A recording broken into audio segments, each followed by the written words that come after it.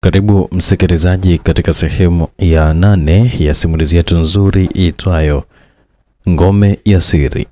Katika sehemu ya 7 tulishia pale ambapo tulikuwa tuko mafichoni kule na kupatikana Dr. Salma. Dr. Salma huyu ndiye ambaye alikuwa ametoa taarifa ya ukweli kuhusiana na kifo cha Dr. Fur.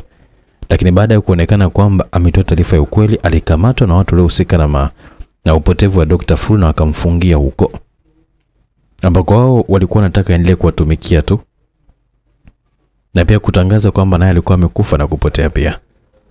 Lakini baada ya kujulikana kwamba ile siri imevuja, ndipo walipokuwa wamekuja huku haikujulikana nani ambaye alikuwa amekuja kufanya mauaji, baada ya kuona kwamba walinzi wa nyumba ile aliyokuwa anaishi Dr. Salma walikuwa wameshakufa tayari na hakujua nani alikuwa anafanya mauaji. Kilichoendelea basi usisite kutulia tu hapo ulipo, mimi nitaendelea kukujuza tu.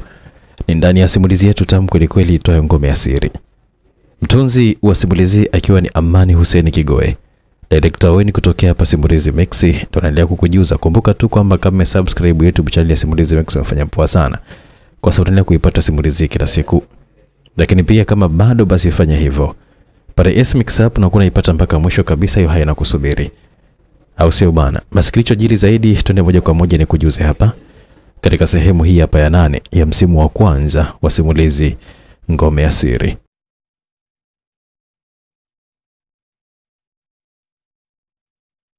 Alipokuja kusema kwamba aanze kufuatilia, akajikuta akiwa anakutana na maiti za walinzi wa nyumba yake wakiuawa bila hata kujua nani alikuwa amefanya ile mauaji. Hakuwa anasubiri kuweza kutaka kuendelea kusubiria tu, alichokifanya hapo ilikuwa ni kuwahi kwenye chumba maalum cha mawasiliano ambacho aliwahi kuelekezwa kama kuna tatizo lolote ile, basi alikuwa anatakiwa kwenda huko. Kwa bahati mbaya huko nako alikuta jamaa ameshaingia na kumkuta mzee mzima wa kuitwa Popo akiwa amekaa tu kwenye kiti huko akiwa anamtizama Salma ambaye alikuwa amesimama mlangoni tu akiwa anashangaa. Dr. Salma alipotaka kurudi nje akawa ameshachelewa na kujikuta akiwa amekamatwa shingoni na kusukumiwa tu ndani ya chumba hiko. Njemba nyingine kama 3 hivi zilizokuwa zimeshiba zikaingia ndani na kufunga mlango. Umeshindwa kulinda siri, si ndio? Popo kauliza. Hakuna faida ya kuendelea kulinda siri tu hali ya kuwa bado watu wengi wanaendelea kufa tu. Vipi kuhusu uhai wako? Hauna faida kama nitashindwa kuweza kuokoa mamia ya watu wanaokufa kila siku kwa sababu yangu mimi. Unamewa kijasiri sana ise. Popo aliongea kwa kana chomba story yake na kuitazama huku macho yake yakiwa hapo kwa Salma. Niliapa kuokoa uhai wa wanadamu wenzangu na afya zao ziko mikononi mwangu mimi, lakini siku hapo kuwateketeza. Aliongea kujiamini mwanamke huyu kwa kionekanika anamtazama Popo alionekanika kabisa kwamba ni mwenye hasira. Unakufa kwa sababu ya uzalendo wako, licha ya kwamba ulipewa kila kitu wewe. Hakuna kitu kilicho bora duniani kama kuwa na uhuru wa fikra, vitendo na kwenda pote unapotaka. Uhuru gani ambao unataka wewe? Hakuna uhuru duniani. Uhuru wa kweli upo kabudeni tu, na niko tayari kabisa kuupata. Unajiamini sana ise, na ninapenda sana maneno yako ujue. Huko Popo akiwa anasimama na kumsogelea, walibaki wakitazamana tu, na baada ya muda ilisikika simu magendo ambayo alikuwa anaitumia mwanadada Salma ikiita. Jamaa wote wakashtuka na kuitafuta hadi walipokuwa wameipata na kuipeleka kwa mbele ya Popo. Popo alipotazama ile simu kisha aligundua kwamba ilikuwa ni Inspector Nasir ndiye ambaye alikuwa anampigia Dr. Salma. Naona rafiki yako anakupigia hapa, akiwa anamuonesha kioo cha simu. Taratibu Popo aliitazama ile simu kisha akaipokea kisha akaiweka mezani na kuanza kumkata makofi Salma ambaye yalikuwa anamfanya aanze kulia kwa sauti. Hey Salma, ilisikika sauti ya Nasra ikiita kwenye simu. Walisikika wale jamaa wote wakiwa wanacheka baada ya kuona kwa mwanadada Salma alivyokuwa analishwa kisago tu na Popo, huku akiwa anamvua nguo zake na kwa kumchania tu bila hata huruma. Akaona mwanaume kwamba haitoshi, akachukua kisu akaanza kumchana tu mwilini mwake mpaka pale alipoona kwamba yeye ameridhika, ndipo alipoiweka pembeni. Muda huo Salma alikuwa hatamaniki kwa jinsi alivyokuwa ameroana damu kila kona na mwilini mwake akiwa hana hata nguo, yani alikuwa ni mtupu kabisa. Jamaa kwao lilikuwa ni jambo la furaha tu isiyokuwa na kifani, maana alikuwa ameishiwa nguvu na amejikunyata tu kwenye kona ya meza huku akiwa anahema kwa mchaka kwa kipigo. Walimsogelea na kuanza kumnyanyua kwenda kumlaza juu ya meza huku akiwa hajitambui kabisa, ila alikuwa bado anahema na kuwatazama wale watu ambao walikuwa wanaendelea kumlaza tu juu ya meza. Kichwani alikuwa amebakiwa na shungi lake tu ambalo Hakutaka kabisa kumvua, lakini mwilini kote hakuwa na nguo hata kidogo. Mwanamke wa watu aliyekuwa anapenda muda wote kujisitiri alijikuta akidhalilika mbele ya wanaume wasiojua thamani ya mwanamke. Walikuwa wanacheka kwa nagongana tano tu kwa mikono yao, na wengine walionekanika kuvua nguo zao na kubaki kama walivyozaliwa na kuchezea nyeti zao kuashiria kwamba walikuwa wanataka kumbaka kabisa ili wajiburudishe. Walikuwa hawana hata huruma juu ya mwanamke ambaye alikuwa amechakaa tu kwa kipigo na kutapakaa damu kila kona, na hata hajiwezi kabisa kusema kuwazuia. Walijisikia kumfanyia chochote kile alichokuwa anakitaka tu kumfanyia yeye, maana hakuwa na uwezo hata wa kujikinga ama kujilinda, maana walikuwa wameshamlewesha kwa kipigo. Jamaa walipochezea nyeti zao mmoja baada ya mwingine, wakawa wanajisogeza tu pale mezani mahali ambapo walikuwa wamemlaza Dr. Salma, akiwatizama tu na kuhema kwa hasira sana, maana hakuwa anajua kwamba afanye nini ili awazuie wale wanyama waliokuwa wana miili ya kibinadamu. Jamaa wa kwanza alichokifanya ilikuwa ni kwenda tu kumnyanyua miguu yake na kwenda kusimama katikati ya mapaja yake na kumchanua, huku akiwa anasogea na kuingiza mashine yake ambayo ilikuwa imesimama kisawa sawa. Jamaa na yeye alikuwa anaonekanika kabisa kwamba alikuwa na hamu ya miaka kadhaa, maana sio kwa mnara ambavyo ulikuwa umesimama.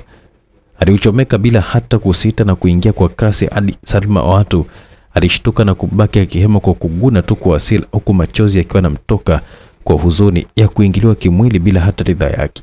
Jamaa alikuwa anafurahia utelezi tu bila hata kujali ya kwamba kile alichokuwa anakifanya ilikuwa ni kosa kubwa sana kisheria na hata mbele za Mungu. Ya Rabbi, na kuomba unisamehe kwa hichi kitendo kinachofanyika hapa.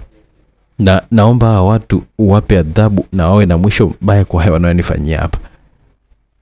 Sina ubavu wa kusema kwamba naweza kuwazuia, ila ni wewe pekee ndiye mwenye uwezo huo. Salma alibaki akijisemea tu moyoni, huku machozi yakimtilika, na huko juu nako jamaa alikuwa anazidi kuisukumia tu ndani mashine yake. Waliendelea kufanya hivyo kwa zamu mpaka wote watatu walipomaliza na kubaki mzee mzima Popo ambaye alikuwa ameshika tena kisu na kumsogelea Salma usoni, huku akiwa na tabasamu na kuchezea kile kisu. Uhuru wa kweli upo kabulini, nadhani kwamba ndo unaenda sasa kuwa uhuru kabisa katika dakika chache zijazo. Popo aliongea bila hata huruma usoni. Taratibu alichukua mkono wa Salma wa kushoto, kisha katawanya vidole vyake na kuviweka juu ya meza na kuvikata kama vidole vinne hivi, kwa kumfanya Salma abaki akilia tu kwa kutokwa na machozi, maana hata sauti yake ilikuwa haitoki kinywani mwake. Alimkamata kwenye koo na kumshikilia tu, kisha akamsogelea machoni mwake na kumtazama kwa hasira sana. Kilichokuponza ni kuhitaji huruma. Shida yako wewe ni kama mjamaa ambaye alikuwa anataka uhuru mbele ya bepali na akajikuta pia kwamba hayuko uhuru mbele ya mnyonyaji. Ukijua kwamba unahitaji uhuru, ndipo utakapokuja kushtuka na kugundua kwamba haupo uhuru, na kuhitaji uhuru ni hatari sana. Popo alimalizia maneno yake huko akichomeka kisu ukeni mwanadada Salma. Hapo sasa, kwa maumivu aliyokuwa anayasikia ama aliyasikia, ilimbidi atoe tu sauti, na sio kwamba italipenda, hapana. Yaani maumivu yalikuwa ni makali sana, na ndipo alipojikuta akitoa kelele za maumivu japokuwa hazikuwa kubwa sana. Taratibu alikuwa anakichomoa kule upande wenye makali, ndo alikuwa ameugeuzia kwa juu hivi na kufanya kama vile anakata tu nyama ya juu, na damu zikazidi tu kumtoka mwanamke wa watu. Haya ndo malipo ya kuhitaji uhuru. Popo aliongea huko akiwa anachomoa kile kisu kwenye sehemu za siri za mwanadada Salma. Kisha akakilamba kile kisu, na mwanaume akiwa anamtazama Salma usoni na kukiweka pembeni, kisha akachomoa bastola yake kikatili sana, na uso wake ukiwa umeshabadilika na kuwa kama wa simba hivi aliyejeruhiwa ama mbogo. Hakutaka hata maongezi mengi, alichokifanya yeye ilikuwa ni kumtandika risasi ya tumbo kama 3 hivi na kumfanya Salma apoteze maisha, huku akiwa anamtazama Popo usoni. Ikawa ni kama nafuu kwake, maana bora tu alivyokufa kuliko angeendelea kuteseka kwa maumivu mengi sana. Walipomaliza wote, kila mmoja kwa nafasi yake tu, aliingia kwenye bafu na kuanza kujisafisha damu miilini mwao, kwa kudhihirisha kwamba walikuwa wamejipanga tu kwa hilo. Walikuja wakiwa wamebeba na suti kabisa za kubadilisha. Walivaa suti mpya, kisha wakaondoka kama sio wao waliokuwa wamefanya ukatili ndani ya ile nyumba, huku wakiwa wameubeba mwili wa Salma kwenye mfuko maalumu na kwenda kuweka ndani ya gari. Baada ya hapo, na wao Waliingia ndani ya gari kisha wakaondoka zao, wanakokujua wao huko nyuma, wakiacha ile nyumba haitamaniki hata kidogo. Turudi hospitalini. Tukirudi huko hospitali, alionekana Rajabu akiwa amekaa na Adelina wakisubiri tu mtoto Aren amke ili wapate kumjulia hali. Mara wanaona kwamba kuna mtu alikuwa anaingizwa mkuku huku akiwa ametapakaa damu kila kona ya mwili wake. Adelina baada ya kuona hivyo alijikuta akiwa anaogopa na kujificha tu nyuma ya Rajabu na macho akiwa ameyatoa tu kwa uoga. Rajabu alibaki akishangaa tu ile hali, na alipotazama yule mtu aliweza kuitambua sura yake, na alifanya hivyo kwa sababu alishawahi kumuona akiwa na kaka yake Bwana Mudi. Wakiwa na shangaa, mara anaonekanika sura akiingia hospitalini akiwa na begi la pesa mgongoni na kwenda kusimama mbele ya Rajabu na Adelina. Kuna nini kinaendelea hapa? Rajabu aliuliza. Akamuuliza Sure, kuhusu nini? Yule si... Hata kabla tu hajamaliza kauli yake akashikwa mkono na kuvutwa pembeni. Kausha, nimekuja na pesa kwa ajili ya bibi mkubwa hapa kuweza kufanywa upasuaji mdogo ili tu mambo yake yakae sawa. Huku akiwa anatoa begi begani na kulifungua. Kakangu yuko wapi? Jua kwanza kumtibia mama yako. Habari za kakako zitakuja tu baadaye. Hapana. Yule aliyepitishwa pale nadhani kabisa kwamba unamjua vizuri sana, na alikuwa ni rafiki yenu kabla tu kugombana naye. Kwa hiyo unataka kusema nini? Niambie tu Mudi yuko wapi na amefanya nini Mudi?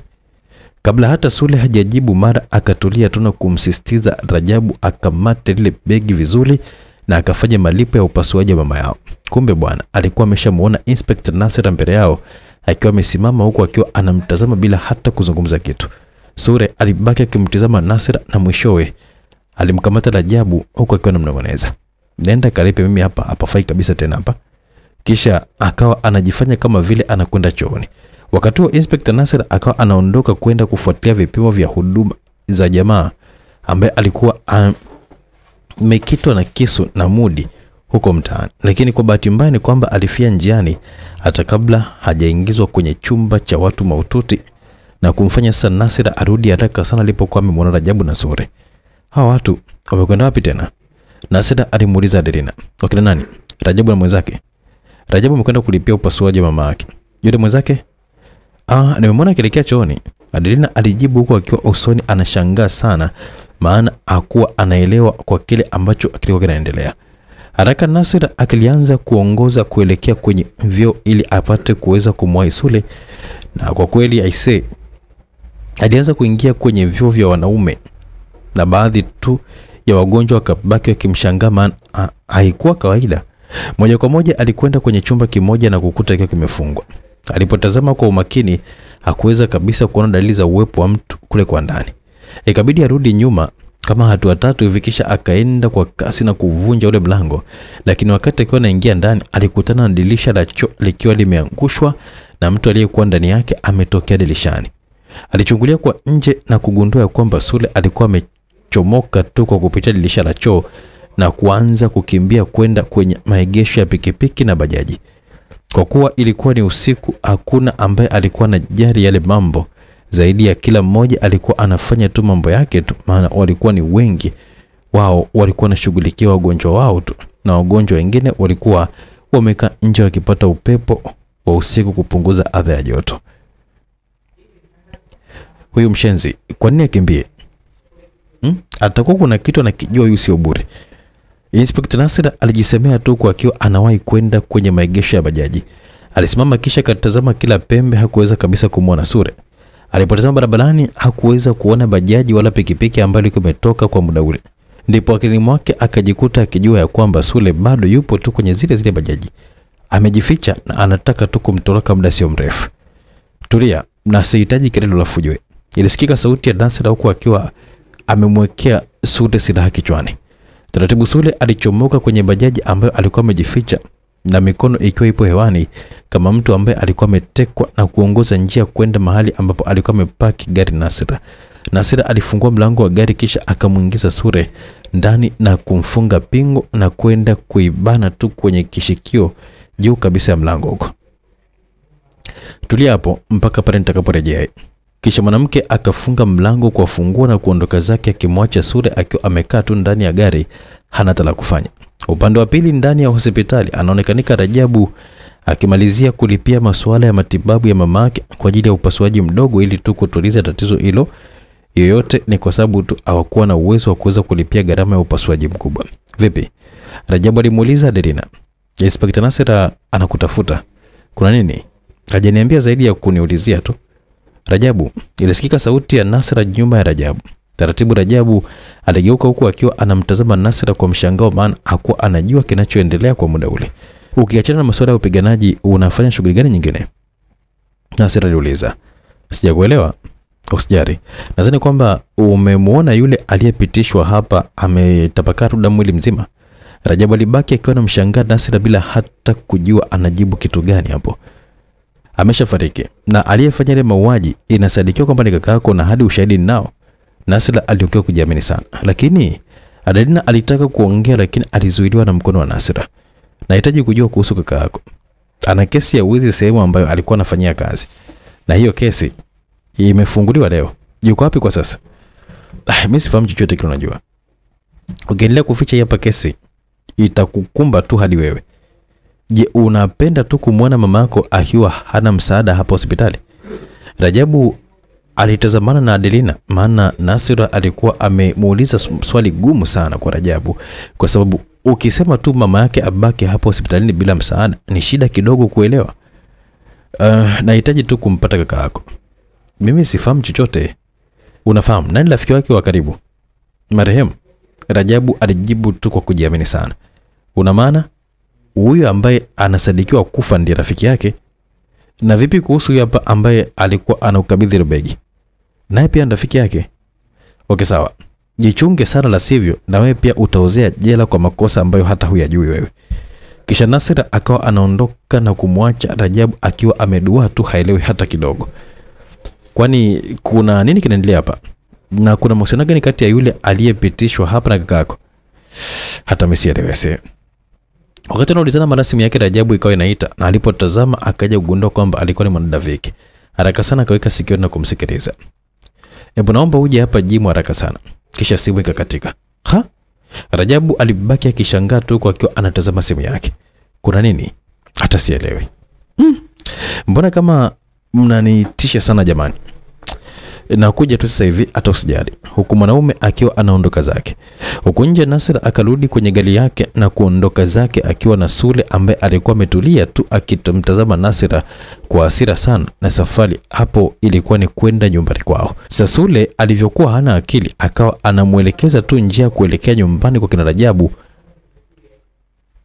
na akifanya makusudi kabisa kwa sababu alikuwa anajua fika kwamba Mudi yupo anapoishi yeye na hayupo kwao. Kwa hiyo alichokuwa nakifanya hapo ilikuwa ni kumdanganya Nasira na kumpotezea muda tu. Kule jimu sasa, alionekanika Rajabu akiwa anaingia jimu huku akiwa anahema na jasho likawa linamtoka tu kiasi cha kumfanya hata furana yake ambayo alikuwa amevaa iloane.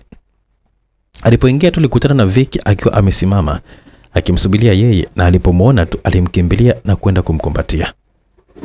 Nilijua kwamba utakuja mpenzi wangu. Kuna nini? Kuna hela hapa inahitajika uichukue na isiende kwa mtu mwingine. Una maana gani? Twende kwa Mr. Bruce. Huku akiwa anamvuta mkono na kwenda naye kwenye chumba cha kubadilisha nguo. Walipoingia tu akaonekanika Mr. Bruce akiwa anafurahia baada ya kumwona Rajabu akiwa amefika kwenye iko chumba na kwenda kumkumbatia huku akiwa anacheka. Well done my boy. Kwani kuna nini jamani? Usijari, vaa vifaa uingie ulingoni, watu wanakuhitaji. Na ndo nafasi yako kabisa ya kuweza kuonesha kwamba haukubahatisha lile pambano lako la kwanza. Mzee Bruce aliongea kwa nampatia gloves. Hapana, sihitaji kupambana kwa sasa zaidi ya kuhitaji kumwona tu mamangu. Anakuwa yuko sawa. Akitaka kuondoka. Kumbuka nyuma yako kuna watu wangapi ambao wanakusubiria wewe. Hakuna atakayejisumbua tu kukumbuka ama kukuelezea tu kama hukuwahi kabisa kushinda. Shinda kwanza kila mmoja hapa kwa kama mazoni mwake. Vicky aliongea akiwa amesimama mbele ya Rajabu. Kinachokufanya mamako asipone si pesa na sio uwepo wako tu pembeni yake. Unasikia? Pambana boy, uchukue hizi pesa. Mzee Bruce aliongea huku akiwa hadi nataka kulia kabisa. Please Rajabu, nakuomba ufanye hivyo. Kumbuka mtoto wa Adelina pale anakutegemea wewe kwa sasa. Adelina akaendelea kuzungumza maneno ambayo yalikuwa yanamchoma sana moyoni. Rajabu alibaki akifikiria na kichwani mwake alionekanika kukumbuka mambo mengi, na moja kati ya lokomo nimjia kichwani mwake ni ile hali ambayo aliyomkutana nayo Adelina alivyokuwa ametoka chumbani kwa Dr. Dogi. Baada tu ya kuambiwa kuna hela nyingine ambazo zinahitajika kwa ajili ya kuweza kutibiwa zaidi, pale bila hata kuzungumza kitu, Rajabu aligeuza na kurudi kwenda kuvaa gloves, kisha akachukua bukta na kuvua fulana lake huku akiwa analukaluka tu na kupashapasha mwili wake joto. Siku hiyo unaambiwa kama mabosi walikuwa wameweka pesa nyingi, na yote hiyo ilikuwa ni kumtaka tu Rajabu apande tena ulingoni ili wapate kumuona, maana walikuwa wanajua kabisa kwamba wakimpata tu huyo kijana kwenda kwenye money game basi wataweza kabisa kushinda. Asa mabosi walikuwa wamekuja kwenye huo ulingo kwa siku hiyo walikuwa ni wale wa upande mwingine kabisa, na sio wale wa kule kwa mzee Jogo. Hawa sasa walikuwa ni wale wazee wa Chiko, na ndiye baba wa Viki. Sasa wao japo walikuwa hapo kundi moja na Jogo, lakini masuala ya uchezeshaji kamali walikuwa kundi tofauti. Mara nyingi Jogo alikuwa anatamba tu kwenye money game ama kwenye ile ngome ya siri, kwa sababu tu upande wake walikuwa wanawapiganaji wakali tu na si mwingine bali alikuwa ni Chafu. Sasa siku hiyo Mr. Chiko alikuwa amekuja na mpiganaji wake ambaye alikuwa anamwamini kwenye kambi yake ili aje apambane na Rajabu, na atakayeshinda basi atakwenda kwenye ngome ya siri kushiriki mchezo wa the money game. Mpaka kufikia hapo Rajabu hakuwa anajua kama anapambania tiketi ya kwenda kwenye money game, yani kwenda ndani ya ngome ya siri. Alichokuwa nakijua yeye ni kwenda tu kupambana ili apate pesa za kwenda kumsaidia mama yake na dogo Areni, wote wakiwa wako hoi vitandani hospitalini.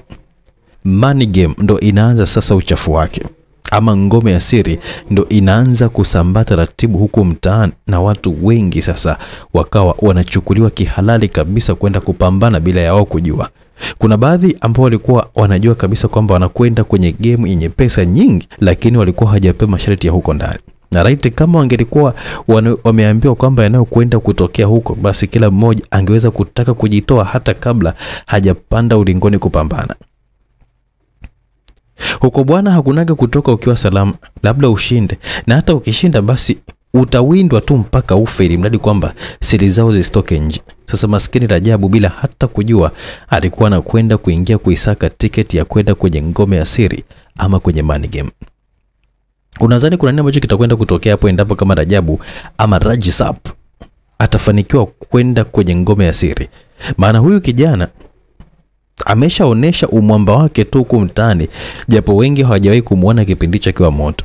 Tulichofanywa hapa ni kudokezewa tu alivyokuwa ni wa moto kipindi akiwa anaanza kupigana, ila tukifanikiwa kuweza kuona mpambano wake mmoja tu ambao aliofanya kumzimisha tu mtu ndani ya sekunde 10 tu, hapa ndicho tutaweza kukiona mpaka sasa hivi.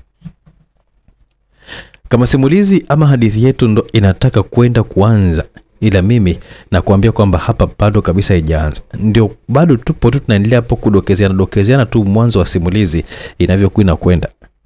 Kuanza pindi watu watakapokuwa wanaingia ndani ya ngome ya siri. Huko bwana ndiko kuna wenda wazimu wote unaowajua wewe. Nadhani kwamba kwenye hilo hakuna ubishi hapa, maana kila mmoja ameweza kuona tu pale mwanzo kabisa watu walivyokuwa wamechoka kuishi ndani ya ngome ya siri. Watu huko wamezoea tu kuona damu kila muda tu, na furaha yao wao ni kuona tu damu tu na sio kitu kingine chochote, maana walikuwa wamechanganyikiwa hatari. Yani mimi niko tu naitafuta tiketi ya kwenda huko kwenye ngome ya siri nikiwa na mbabi mwenzangu hapa Bwana Amani Kigoe, ama unaweza kumuita tu aliyeshindikana kwenye kila aina ya mapambano. Yani na maana ya kwamba kwenye mapigano yeye yumo, mapenzi akitulia tu anafunika.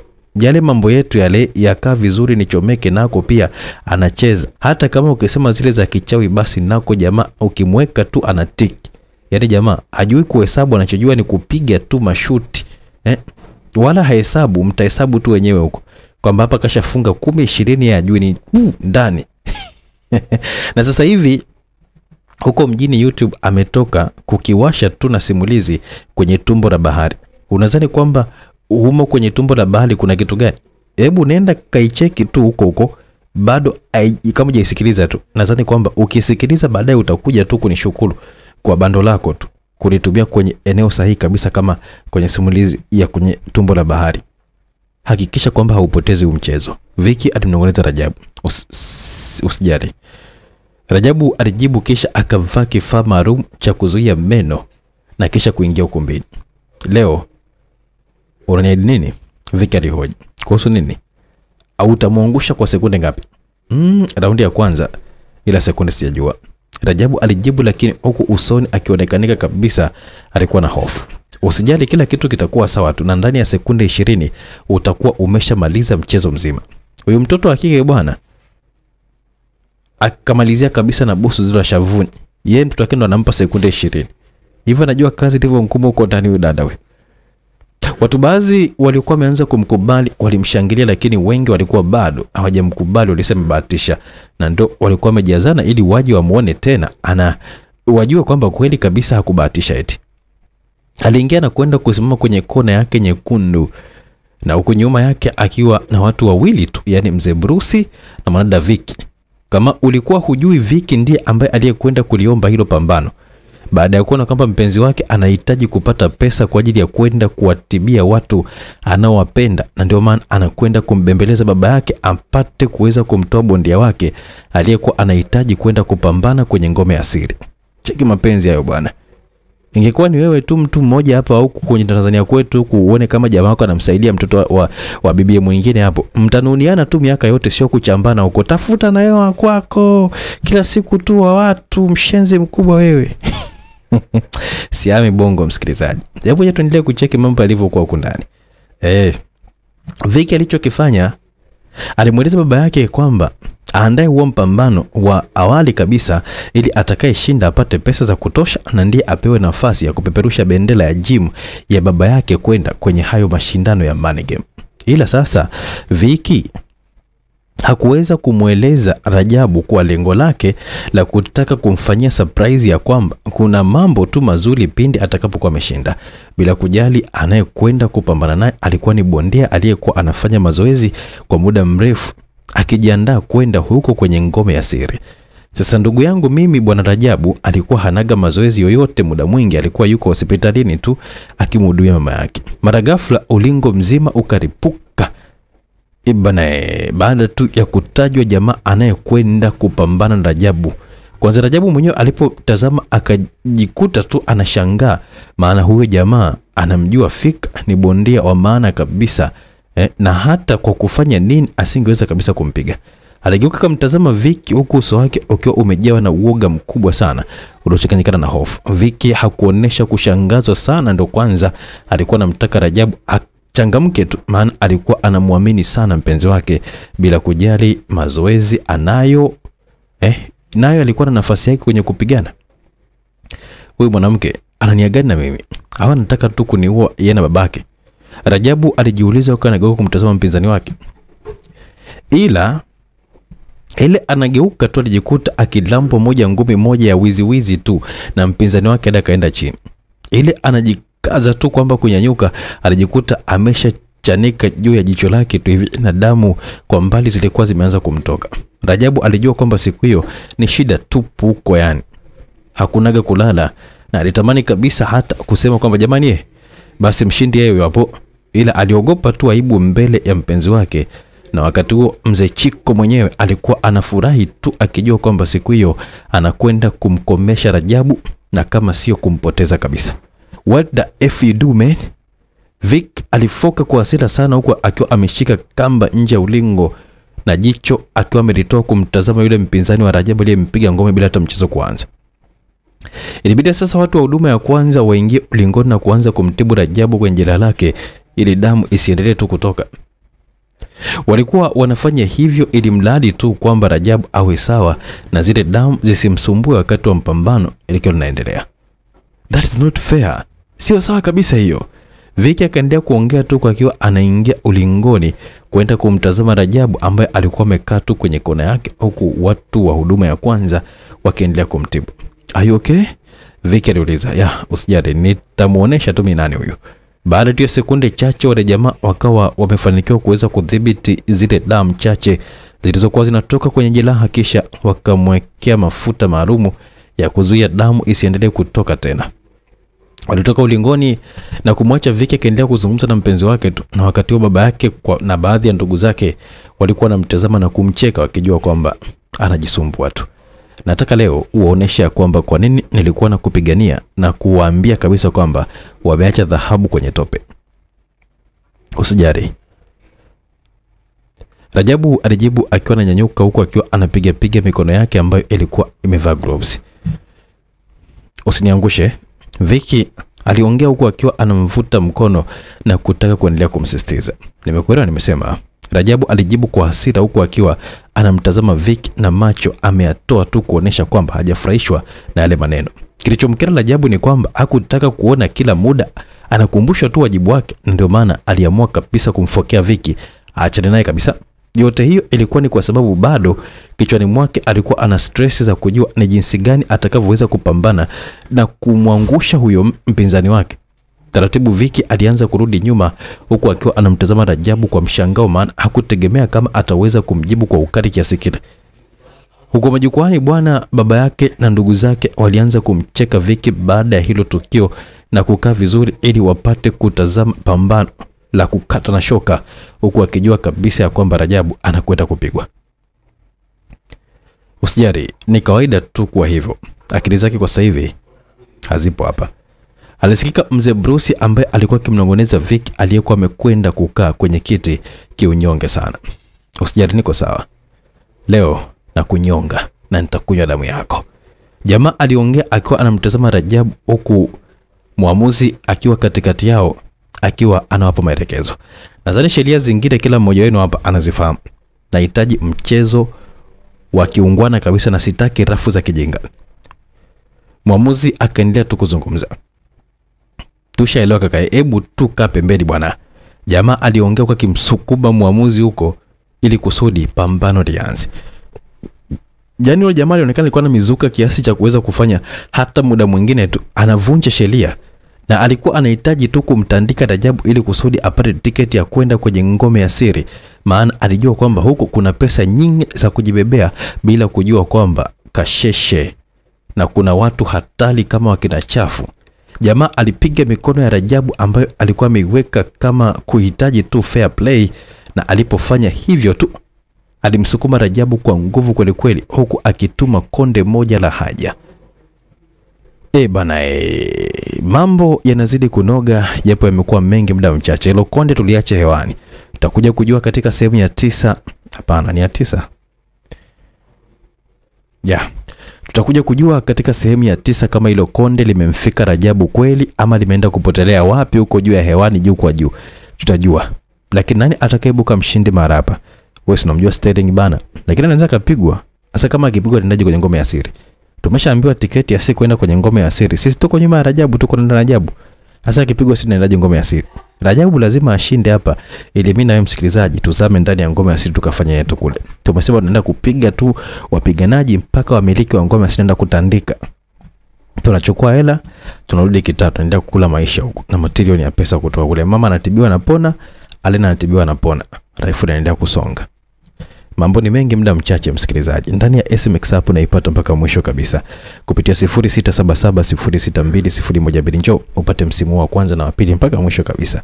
Ili safari ya kwenda ngome ya siri usisubiri kesho wala baadaye. Leo tunazama ndani ya ngome ya siri na tunaenda kukiwasha huko ndani. Tukutane sehemu ijayo.